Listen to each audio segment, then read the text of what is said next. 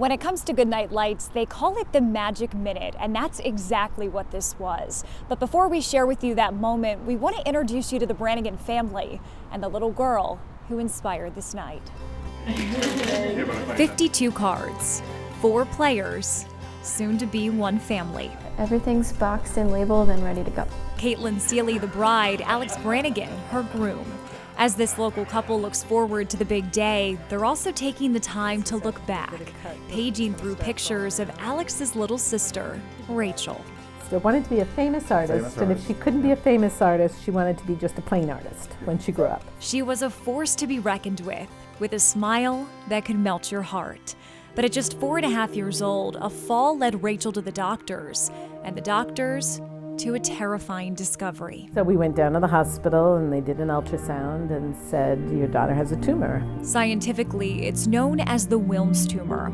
All the Brannigans needed to know was their little girl had kidney cancer. But doctors said it was treatable with just about 6 months of chemo. You'll stop by the clinic. You'll be in and out in a couple hours.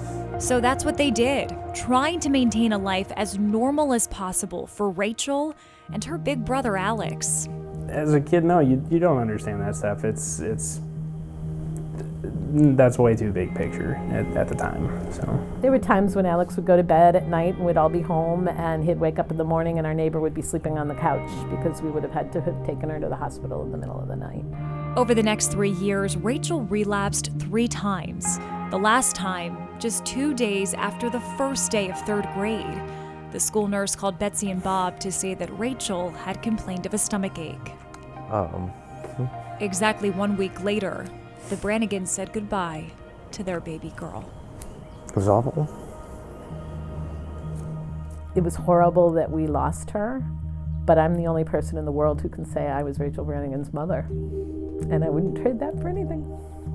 it didn't feel real for a long time. Sometimes it still doesn't.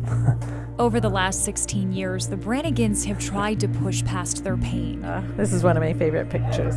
While time hasn't healed all wounds, it has brought new blessings. For Alex, it came in the form of a new co-pilot. Caitlin never had the chance to meet Rachel, but this weekend she isn't missing out on the opportunity to honor her. Go! With a tradition the Brannigan family has actively participated in over the last 3 years. I know how important Rachel was to Alex and still is to Alex and his entire family. So to do something to honor her on our day is really special. So on the eve of Alex and Caitlin's wedding, surrounded by family and friends, they shined a light toward Hasbro Children's Hospital. East Providence Police are up there right now. Channeling a weekend of love and a story of loss into a display of light. I think at 8:28 every night she would be hopping out of her bed and rushing over to the window to see the lights, to see where she could see them from. She would have loved it.